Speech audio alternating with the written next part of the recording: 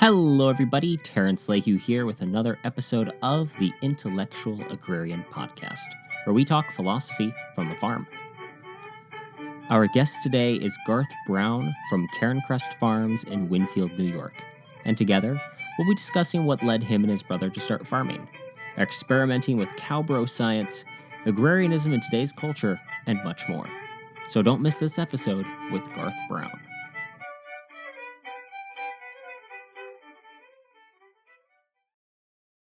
Garth, welcome to the show. Thanks, Terrence. Thanks for having me on. Now, before we go too far down the road here, would you mind sharing a brief biographical sketch with the audience? Sure. I grew up, till I was 10, I lived in a pretty rural part of Pennsylvania, about 40 minutes from Allentown. And then when I was 10, I moved down a lot closer to Philadelphia. So even when I lived more in the country, I didn't live on a working farm. Went to high school, went to college, and it was really after college I was pretty clear I didn't want to work in an office. I was out on the very eastern end of Long Island working as a coffee roaster.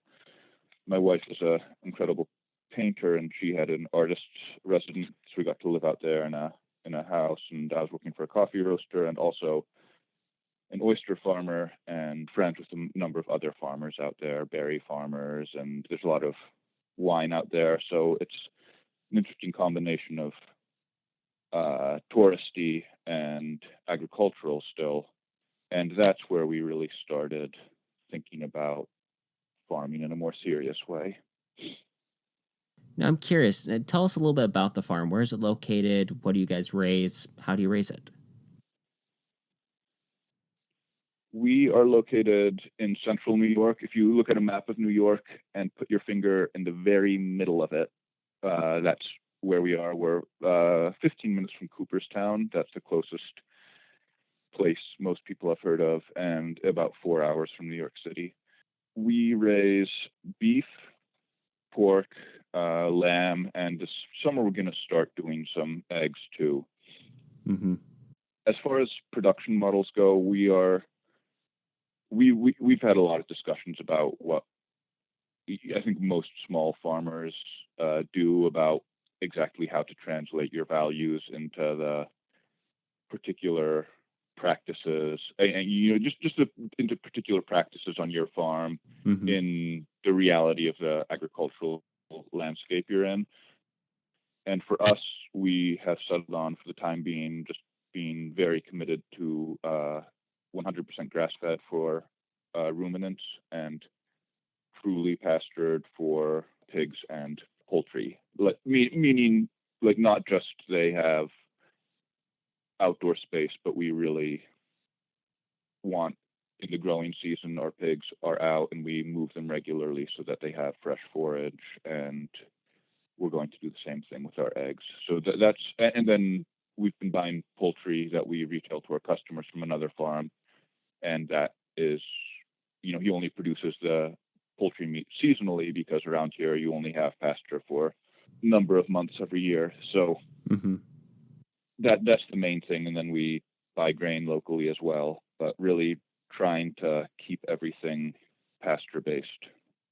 That's the organizing principle, I'd say, as far as our production goes. I think you made a really interesting observation in that, is that you guys do only have pasture so many months out of the year. And mm-hmm. those production models really do adjust kind of, I was having another conversation about this with a farmer. They really do adjust somewhat based on your geolocation and environment.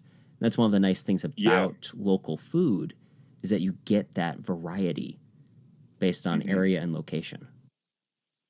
Absolutely. And it's an interesting thing. There's an appeal to somewhere like New Zealand where you can really just be grazing. I know they've got wet seasons and dry seasons that can come with their own management challenges, but it's, into March where we have 2 feet of snow on the ground. So there's certain realities to what pasture-based means in central New York, that it's both an educational thing as far as telling our customers what that looks like, but then also just figuring out practically what are the best systems for doing that. What do pigs need that cows and sheep don't? It's both a challenge, but it's also, like you said, really, really fun how much that varies from one place to another. And you read something from a farmer in Minnesota and it might apply and it might not. You read from a farmer in Georgia and it's a lot less likely to, but you might get a great summer management idea that is absolutely relevant. So it's pretty exciting. I think that's one of the best things about farming is just that you can get ideas from a lot of places, but it's up to you to really figure out which ones will work in your particular case. Mm-hmm. Now I'm curious, so what made you and your brother decide to start farming together? Yeah, so when my wife and I were living out on Long Island, we went up and visited Ed in Normandy, and they pitched the idea to us because they were living in the Northeast Kingdom of Vermont at the time, and Edmund had gotten really excited about the idea of producing cheese. So the initial idea was actually that we were going to produce cheese, and my wife Elena and I went to France and lived with cheesemakers in the Alps, and really went down that road a ways. Then over the subsequent years, when we actually moved to the farm and actually started raising some cows and started looking at the costs associated with cheese, making the infrastructure, mm-hmm. building a parlor, building a make room, building an aging cave. And also Edmund actually started having a bit of an allergic reaction to dairy, so that took the wind out of his sails a bit. Yeah. But I think that was sort of made us take a step back and question it. And when we did that, there were a lot of headwinds just with the uncertainty about how raw milk cheeses will be treated in the future. And you're really, if you put that much of your resources into making one particular product, you're pretty committed to it. Yeah. So that was a little bit scary to us as relative farming novices to go full bore for that. Whereas doing the multi-species, grazing thing and then retailing the meat, like there's experiments and failures are a little bit smaller scale. Like I read all about geese and I was totally convinced that geese were going to be sort of this awesome thing to raise on my farm because they eat so much more grass than most other poultry and they're hardy and blah, blah, blah, blah, blah. And all of that was true to an extent, but they're also ornery and difficult to manage and very difficult to get processed well. And there's almost no customer demand for them. Mm-hmm. So that's an experiment you can conduct for a few $100s rather than tens of thousands of dollars that it takes to do anything with dairy. So that is sort of how we arrived where we are. Mm-hmm. The comment you just brought up about the geese and the cheese reminds me of, there's a book that came out recently called Skin in the Game by Nassim Nicholas Taleb. I'm not sure if you're familiar with his work. Yeah, I know him. I haven't read that book, but it's just Swan and he talks about how basically the way things get better is by those, and it kind of goes back to a little bit of referencing his previous book, Anti-Fragile, in which he talks about things that improve through disorder. It requires those little experiments to kind of refine the system almost. It's the little mistakes that your farm or your system can absorb and then learn from that then improves the system. And then Skin in the Game is basically just the process of how the things that don't work just get removed from the system. If anyone listening has not read his work, you need to. I'll obviously link to it. Yeah, sounds good. And then I'm really curious about this. I, of course, try to do as much show prep as I can before interviewing a guest. And I came across an article talking about your farm experimenting, since we were just talking about experimenting, with raising bamboo for the cattle to eat. Are you guys still doing that? How did it end up working out? Yes, so that was an idea I had. I was down at the Lancaster grazing conference one year, probably 5 years ago now. and that's obviously in Pennsylvania. My folks still live near Philadelphia, so I was staying with them. And the morning I was driving out, sort of they have it in February, so it was a gray. I didn't think there was snow on the ground, but a very brown and gray sort of palette on the landscape.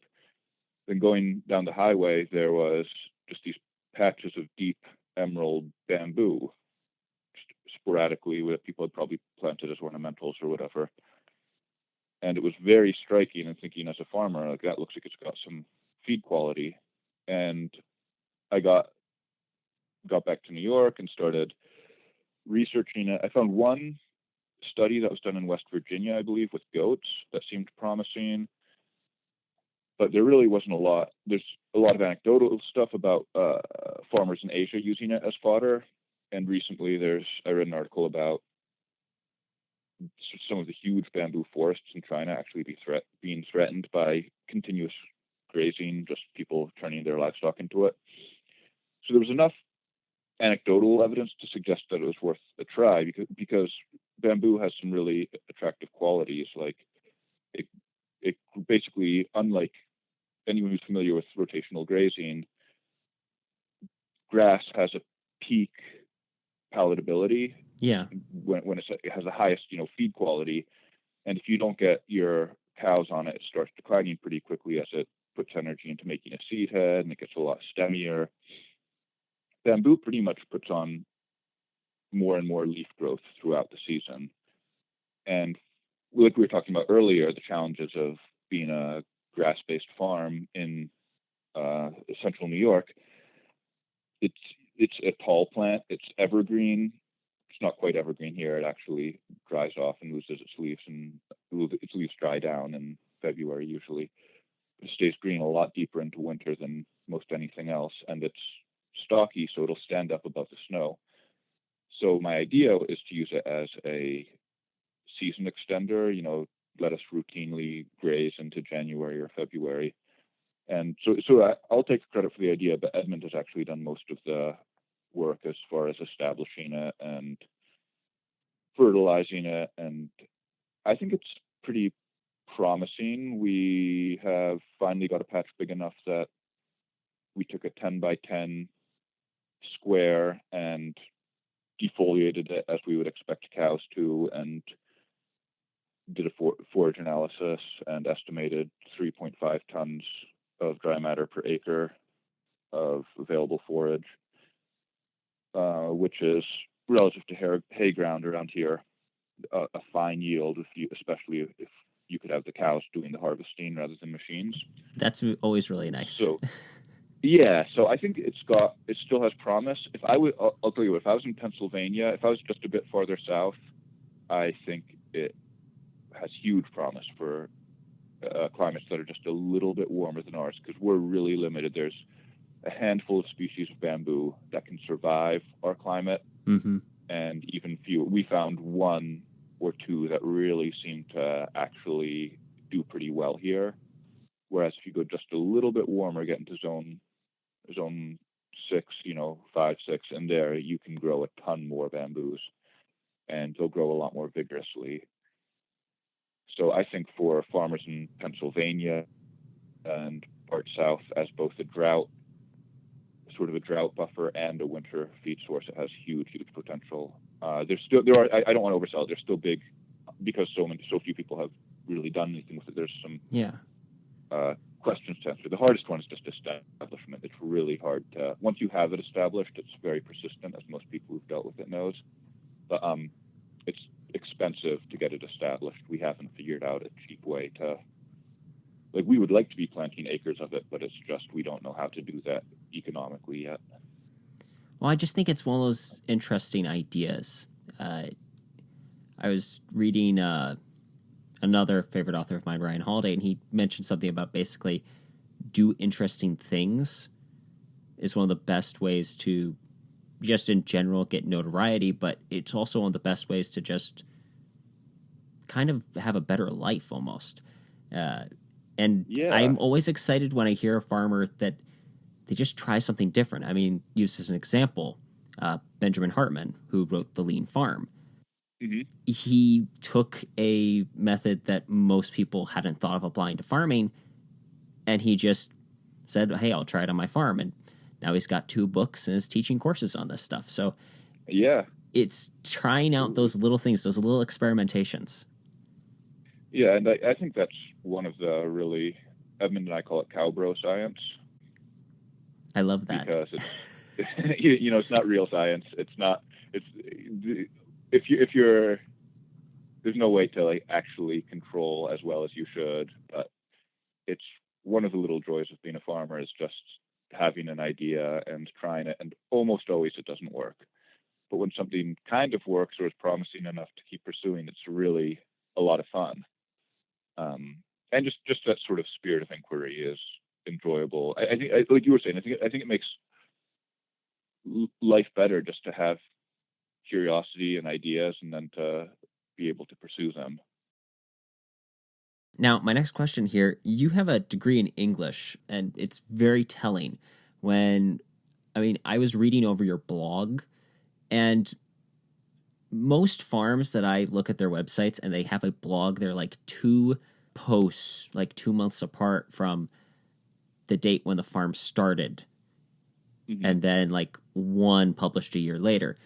Typically, I think that they do it because they think they have to, but you actually put effort into your blog. So kudos to you. I've really enjoyed reading it. Oh, thanks. And on that, you had a couple of articles on agrarianism. And obviously, Intellectual Agrarian, we try to think of these rural concepts and ideas. And there is actually a philosophy called Agrarianism. We did a little brief episode on it a while back, but nothing too extensive. And one of your articles talked about the consequences of agrarianism. And I was wondering if you wouldn't mind if we talked a little bit about that. Yeah, absolutely. There's several different takes and definitions on this, but first starting out, I just kind of want to know, can you give us almost like a bite-sized understanding of what agrarianism is? Sure. Yeah, like you said, people could argue endlessly about the definition, and people use the word to mean different things. But I think how I'm using it is pretty much the most widely accepted, and I think it covers most of the major agrarian thinkers to a greater or lesser extent. And that would be, I would say agrarianism is a preference for local rather than centralized control, like sort of a preference for communities over larger social or methods of social organization, sort of based on the idea that the people who live in a particular place for a long time will develop in conversation with that place, will develop good ways of living there that are worth preserving. And it also has a particular emphasis on agriculture.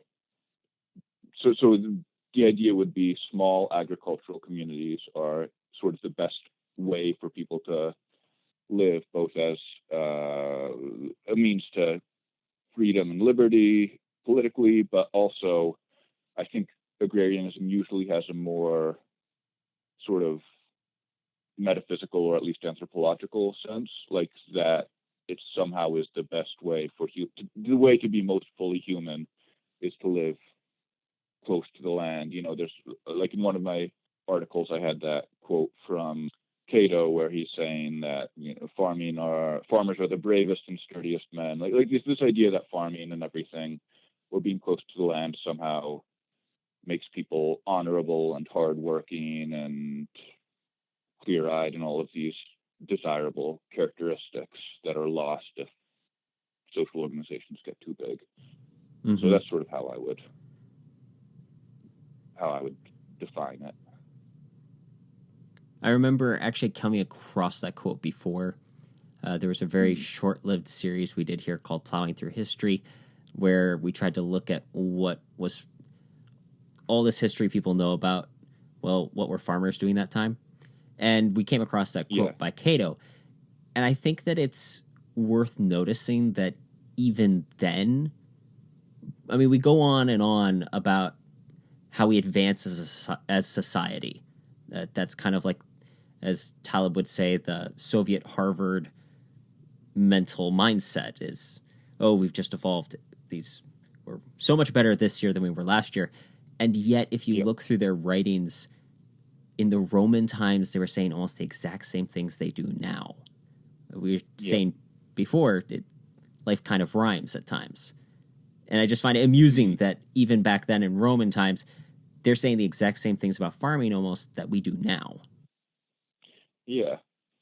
Yes, I think it's an interesting idea to it. Obviously, it has enduring currents, but agrarianism as one point I make in that blog post is that agrarianism, to my mind, agrarianism really only came to exist as sort of a political movement when farming was no longer the default occupation of most people.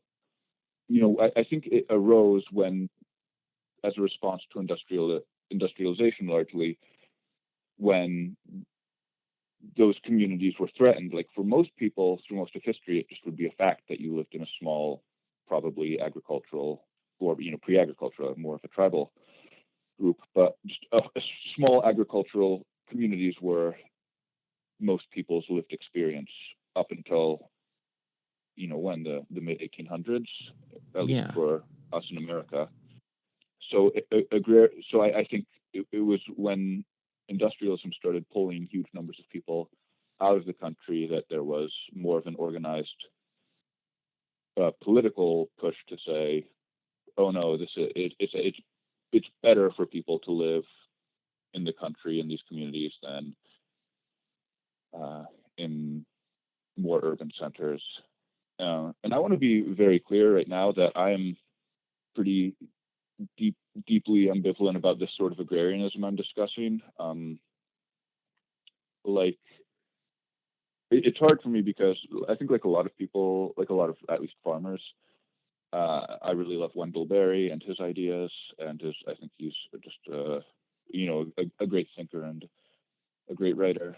And even more than that, I feel like I have some lived experience of just the value I find in living an agricultural life and having a working relationship with the land. There are some. So it's difficult because I feel like there's these very valuable things and resonant ideas that I have, but I also am aware that's a pretty common human thing to say, what works for me must be the best for everyone. If that makes sense. Yes, it does. And I appreciate that comment because that's actually almost part of the reason why the show exists, is that, so I appreciate that worldview and what it means. However, I am one of those people that truly can't necessarily live that lifestyle. I'm more of a thinker than a farmer. I'm better having the pen in my hand rather than a plow. And so my way of helping agriculture is doing stuff like this show. Yep. And I think that people have to, because I agree, I think that agrarianism is great, but it's not for everyone. It's the same, almost as if, not to drag politics in it, but there are some people that are great as Republicans, some people that are great as Democrats, and great as Libertarians. That's where they shift to. That's where they're most willing to be. And heaven knows I love the people in the city because they make it possible for people to have fun farming. If we had, I mean, let's face it, as much as we say that life in the big city isn't for everyone, and that's true, life in this rural area is not for everyone either. I mean, I love rural America, but I do a lot of driving around and moving for work. And when I'm stuck in a small town for too long, I start going batty because there isn't even a local diner anymore to go to these days. It's different. And I think that what we want to be really clear to people listening is that we love rural America and we love agrarianism, but we recognize it's not for everyone. There are some people that are eminently suited for it. However, there are a lot of people that they'll spend one day on a farm and go, oh yeah, I love buying your chicken, but I just couldn't do this. Yeah. Yeah. And that's sort of the one of the reasons I wrote these, like, I don't know, should we flesh out a little bit sort of the critique I was making of agrarianism? Yeah, let's go over that. I actually even think I printed out Roots of Exclusion, your second article, on it, so I have it for reference. Yeah. So yeah, let's go over some of that. So the argument I was making in there, and what I've been thinking about is the way that sort of, so agrarianism, as I see it, is essentially conservative, and I don't mean that politically. I mean that in the sense that if you believe the practices that develop in a particular area over time, that are developed by the people living there, have value and should be protected. So, traditional ways of farming, you should be distrustful of people who say they figured out the one best way to farm. And I think that's a lot of the trouble with industrial agriculture, is the lack of attention to regional differences and farm-specific differences. It just says, this is the program for planting corn and beans, and if your land isn't flat enough to plant corn and beans, then we're not really interested. So if you're saying that, no, a better way to have a healthy agricultural relationship is to have people live close to the land and develop practices that work for them and work for the land and foster the flourishing of both, that sounds really good. And I think most people agree with that. I think that's sort of the underpinning of a lot of the reason people are getting back into farming, and farming with more attention to the larger ecological consequences. But the issue with that is it can be exclusionary. Like, if you look at truly agrarian communities, in that post I'm reading about the Amish, because they're obviously the most prominent and most successful agrarian group in America, they are successful at preserving that by being quite exclusive. And Amish people are, as a rule, based on my dealings, incredibly nice and incredibly humble. Mm-hmm. And but it's not like I can just go be an Amish person and be accepted into their community. It's a huge, I would have to basically walk away from my entire life. And I think that dynamic is more broadly true. And what's troubling to me is that I think a lot of the practices have fallen away. So it's not so much anymore that as agrarianism, I'm sorry, I got into the weeds there. That's okay. I do the same thing. Yeah. So with the Amish, I would say that they're very benign. We've got a lot of Amish moving into our community, and I think it's great because there's a lot of farmland that's otherwise just, sort of being neglected. Mm-hmm. And it's nice to see that coming back to life.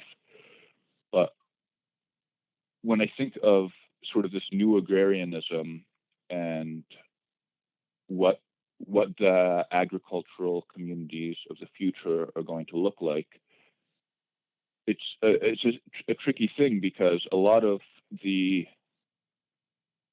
marketing of agricultural products is based around fear, as far as wanting to avoid GMOs. And, I feed non-GMO grain, and that's a much bigger discussion. But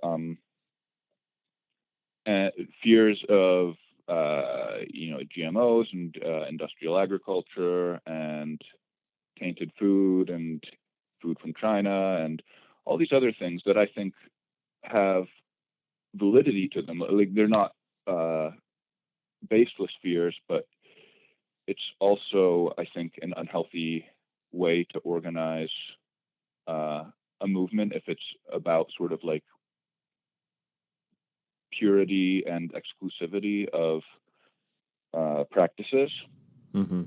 If that makes any sense. Yeah. And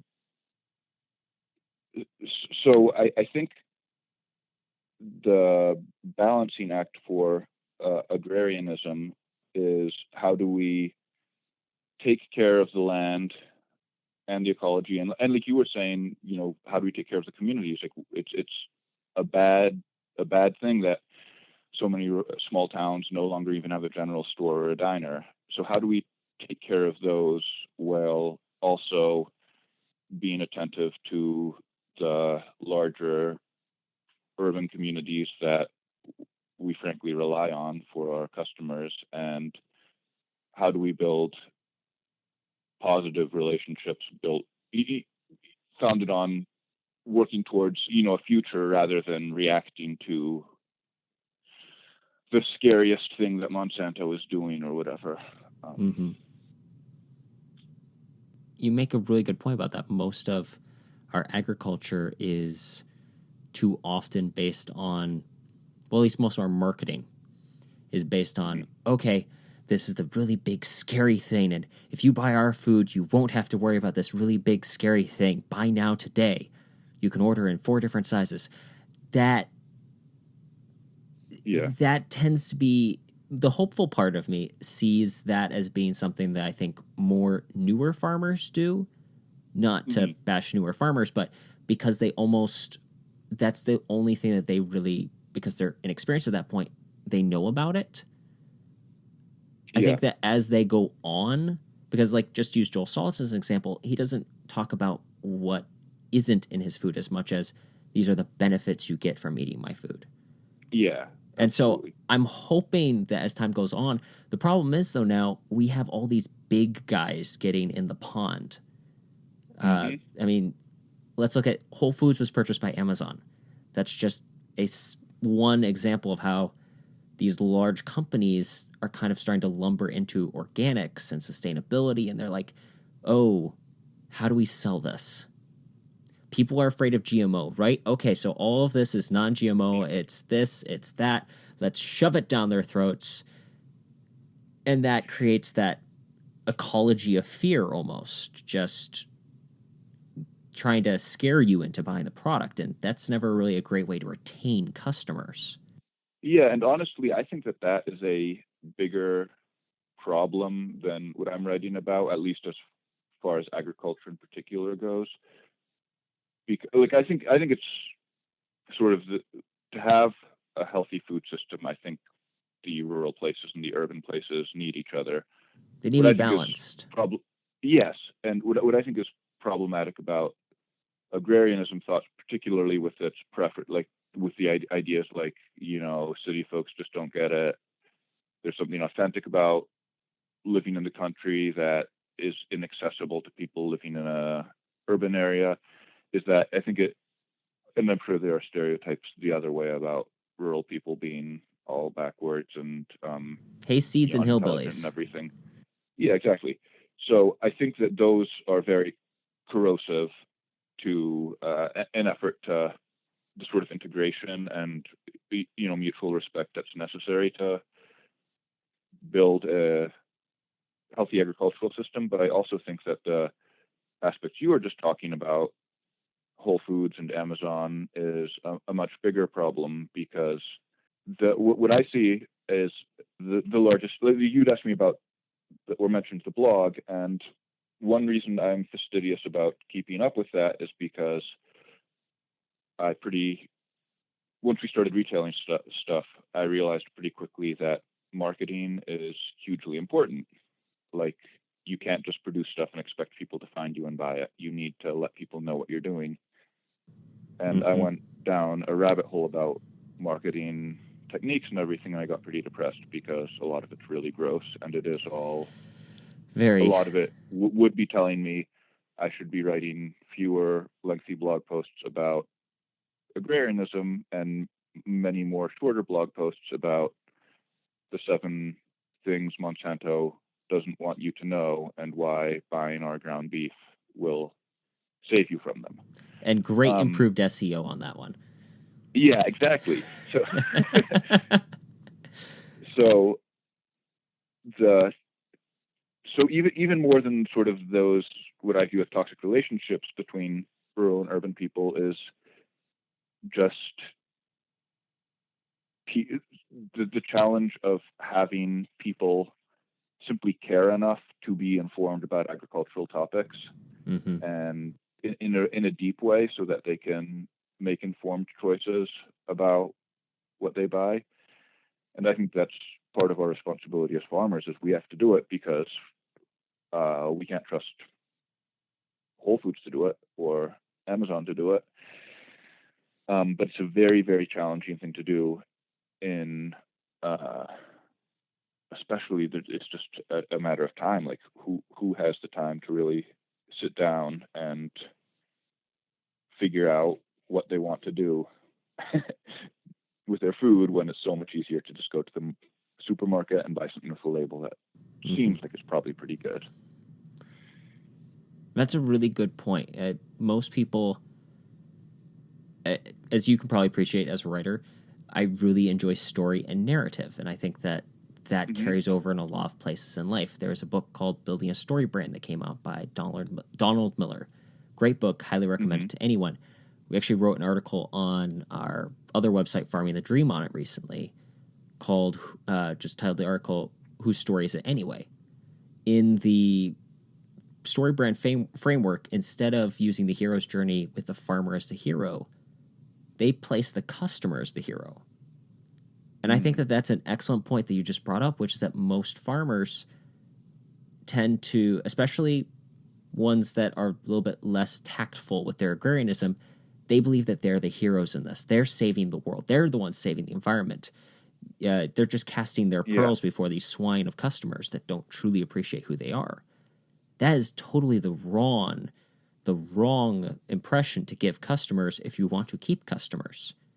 Instead, they are the heroes buying your food.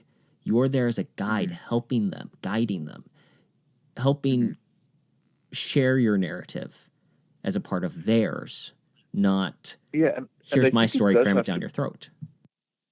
Absolutely. And I think it does have to be a shared thing, because another thing that's frustrating is superlative marketing, like, the best steak you've ever had, we sell the blah, blah, blah, blah, blah. Like, everything you do, it should be the best, or market it as if it's the best. And I really believe that everything we produce is delicious.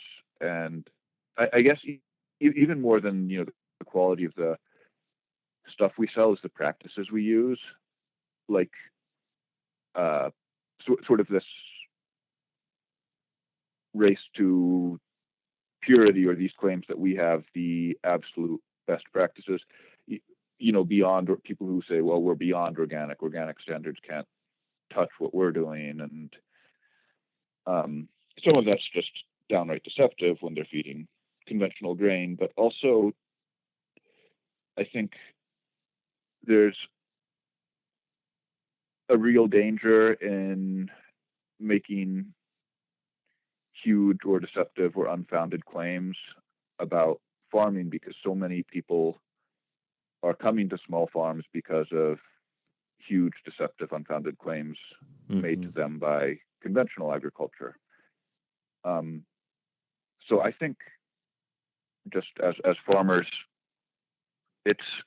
we obviously have to make the best choices we have, but I think just being open to new information and being humble about the possibility that what we're doing isn't the exact right thing. Like, we've been having a lot of talks about whether buying non-GM grain from one local farm that we know is better than, which is what we have been doing, or is that better than buying organic feed from a mill that's farther from us and sources from everywhere? And that's a real hard question, and I don't know. There's arguments on both sides, and we go around and around on it. And to say that there's an obvious answer to that seems like you're not really engaging deeply with the question of what sort of an agricultural system you're supporting. And I think those are the sorts of conversations that we need to invite people who aren't just farmers into, like, what are the values we want reflected, and to try to explain to them why that's a hard choice and what the implications of each side of it are. But once again, those are things that are very hard to do in, a 5-point list that you can throw up on Facebook or anything. So it's a tricky thing. It's a tricky thing to balance, sort of that narrative, like the balance of this is why we're doing what we're doing and why we believe in it, with there's aspects that we aren't sure about and we're trying to figure it out together. And I think those are both important parts of the of the whole discussion. Mm-hmm.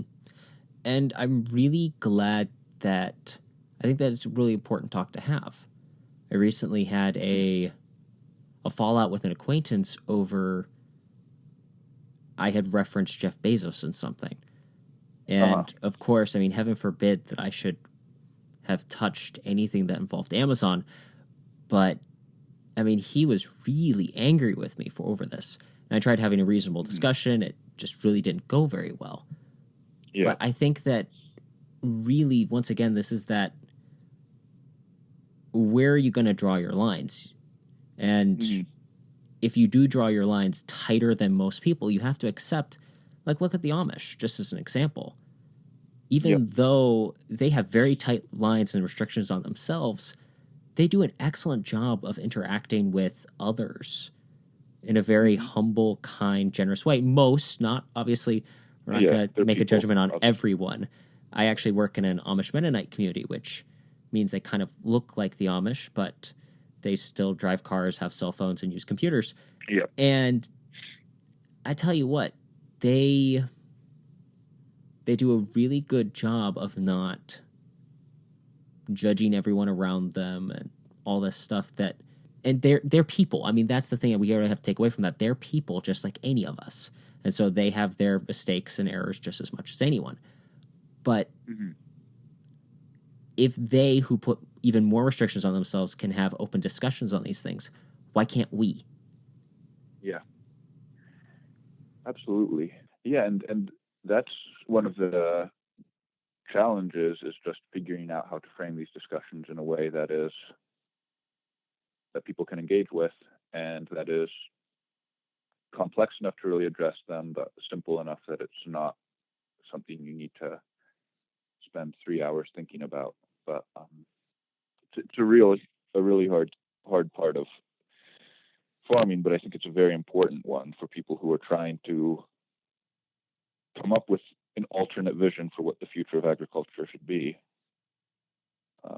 Because just saying we practice rotational grazing and that sequesters carbon, we hope, isn't, like, maybe that's adequate marketing, but it's not. It's like I want to be envisioning a system that can be an agricultural system that can be a better reality, and that is a big undertaking. But sort of what we were saying, I think that it needs to be both farmers and non-farmers, like customers need to have a hand in shaping that. Mm-hmm.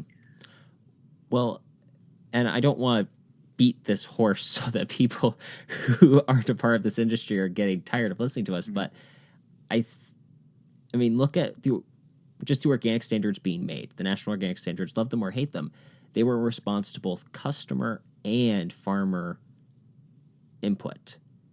Yep. And that's how we got this. I mean, otherwise they wouldn't have existed. And again, love them or hate them, they codified something, whereas most of this other stuff, there is no code. Agrarianism itself isn't even codified to the point where this is what officially agrarianism is. Yep.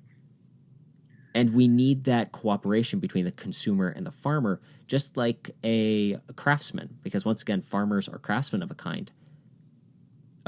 An artist isn't going to sculpt something that his patron or customer doesn't want.